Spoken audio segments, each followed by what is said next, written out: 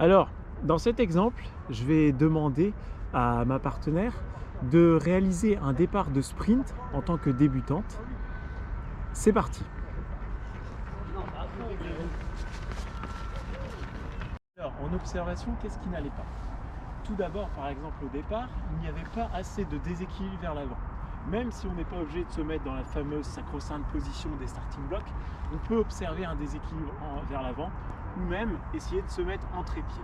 Une fois qu'on a ce déséquilibre vers l'avant, la tête sera dans le prolongement du corps et le regard, logiquement, sera beaucoup plus vers le sol que ça ne l'était pour Lucie. Donc, on se déséquilibre, on part. Je ne sais pas si ça s'est vu, mais la tête ne se redresse pas normalement avant 20 ou 30 mètres. Ce qui se passe en même temps que le regard dirigé vers le sol, et on va continuer à détailler l'importance du regard, c'est une recherche de fréquence maximale avec la pose du pied, et pour l'instant, pas tellement d'amplitude. Mais aussi, ce qu'on travaillera ensuite dans l'échauffement spécifique, une poussée maximale au sol, ça doit taper, faire du bruit, comme dans l'exemple précédent des gammes. Autre possibilité afin de travailler la poussée, on a équipé la sprinteuse d'un gilet lesté. Et normalement, le départ, on va en fait s'enfoncer beaucoup plus dans le sol et il va falloir résister et actionner mieux le pied. C'est parti. Quelle sensation du coup? Sensation de lourdeur quand on s'élance au départ et de difficulté à se redresser. Que se passe-t-il dans le milieu de course? Vous allez vous redresser, mais parce que ce sera la conséquence d'une incapacité à obtenir une vitesse encore supérieure à celle que vous avez.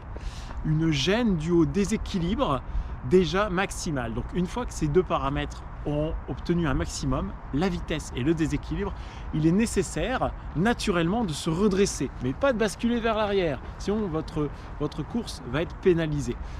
Donc la tête s'est redressée ainsi que le corps, et les bras sont eux-mêmes dirigés un peu plus vers le haut, puisqu'au départ ils étaient plus vers l'avant, beaucoup plus dynamiques, et ils seront un tout petit peu plus relâchés dans la suite de la course. Donc là, avec un élastique, on travaille la recherche d'amplitude en exploitant l'élasticité des muscles.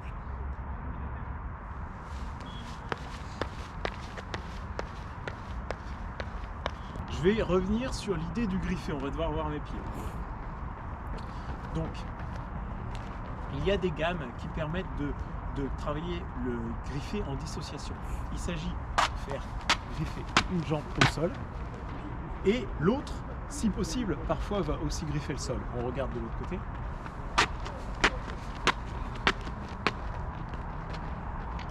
Voilà. Là, j'ai senti dans mon corps qu'il était un peu trop vers l'arrière d'ailleurs. C'est pour ça qu'il faut toujours réajuster, toujours se donner des points de repère. Cet exercice-là n'est pas facile à acquérir. Pour ce faire, il faut penser à avoir la jambe presque tendue. L'autre jambe effectue une simple montée de genou et cycle avant.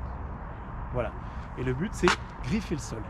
En course sprint, on conseille d'avoir des chaussures sans trop d'amorti pour qu'on puisse travailler à l'échauffement lorsqu'on ne porte pas les pointes, la réaction des pieds au sol. Voilà. Et il y a aussi le double griffé. Donc là, c'est 2 cycles avant.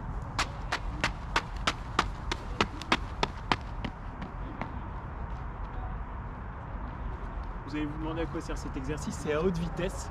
Il sert à poser juste ce qu'il faut au sol, le pied, sans trop y rester longtemps. Je vais vous parler d'un thème important, la respiration.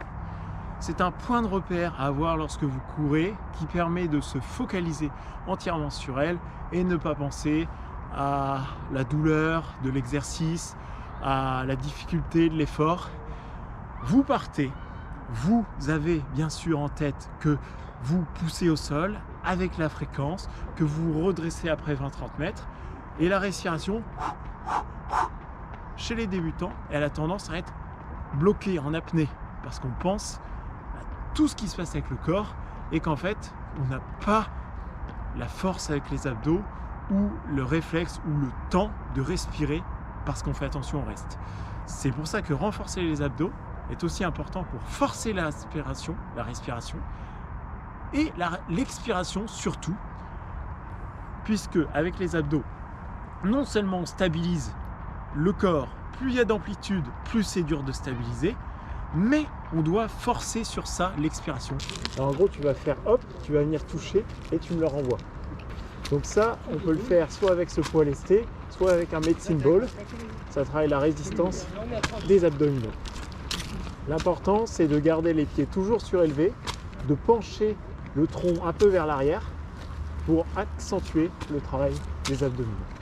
Et si vous voulez complexifier, vous lancez beaucoup plus loin de la personne. Plus éloigné, c'est plus dur. Voilà, alors le mode plus facile.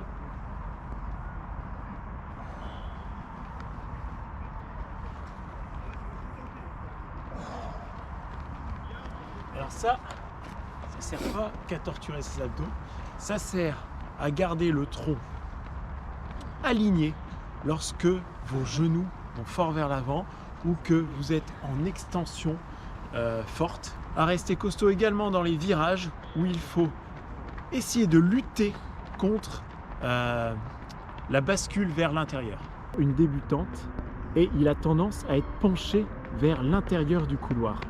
Après un conseil, on a demandé à la débutante de se redresser un peu vers l'extérieur. Et là, on voit qu'en fait, elle ne monte pas assez les bras au niveau des yeux.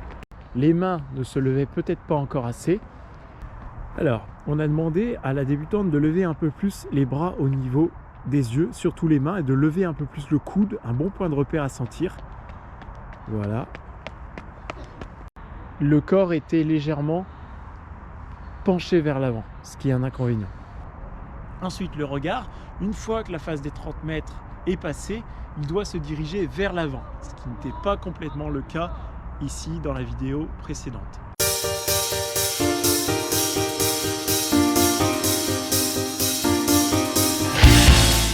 Nous allons maintenant passer en revue des gammes de musculation en escalier ou en pente. Montée de genoux avec un appui par marche. Montée de genoux avec un appui toutes les 2 marches. Demi-squat avec 2 marches par saut et 3 si vous le pouvez. Saut à pieds joints avec 1 marche par saut. Remarquez comme les bras aident à l'impulsion verticale. Ici nous avons des foulées bondissantes, 3 marches par bond. Cloche-pied, remarquez comme la jambe opposée aide au saut.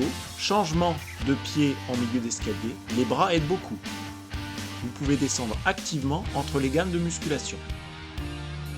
Ici nous avons les sauts de grenouille, des bonds de 3 marches par saut. Remarquez comme les bras aident à l'impulsion vers l'avant.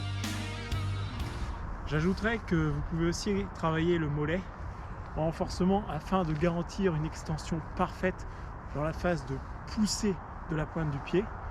Grâce à la délimitation entre le terrain ici et la piste, ou bien vous prenez un trottoir dans la rue et vous montez en extension, je l'ai mal fait, vous montez en extension avec 1 seconde de pause, vous recherchez l'étirement en abaissant le talon jusqu'à la piste ou jusqu'en bas du macadam, et c'est possible de le réaliser également à pied avec un point de repère, l'importance du regard toujours. Voilà, j'espère que cette séance vous a plu, avec une infinité d'exercices à reproduire, et surtout, ce qui est à retenir, l'importance de l'échauffement, que ce soit en séance vitesse, où il est formaté par des gammes, ou en course jogging perso, où l'échauffement correspond aux 10 premières minutes de course, où il faut reprendre les bons repères, courir sur l'avant du pied, avec un certain déroulé de l'avant, pas sur la pointe comme en sprint, faire des gammes, des accélérations, mais aussi des montées de genoux, réviser toute la motricité talons-fesses, éventuellement griffer, enfin se rassurer, se dire qu'on peut augmenter la vitesse, puisqu'une gestion de course, un plan de course, c'est tenir une certaine vitesse, ensuite décroître cette vitesse pour se reposer un peu, mais disons à la vitesse de croisière, pas la vitesse maximale, et ensuite reprendre. Donc l'échauffement est très important, l'importance du regard, l'importance de la respiration, l'importance de la hauteur des bras, un peu moins grande à moins haute vitesse et en footing, mais ça donne quand même de l'élan vers l'avant, l'important de diriger le genou vers l'avant. Voilà, donc tout est exagéré en sprint.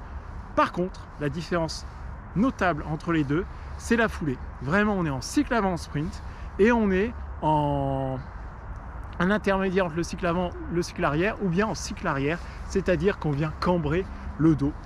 Mais je conseille plutôt un intermédiaire entre les deux. À la prochaine, bon entraînement et je vous souhaite beaucoup de plaisir. Bien sûr, parfois, pour avoir du plaisir en course, il faut attendre 2-3 semaines qu'on ait bien assimilé le progrès.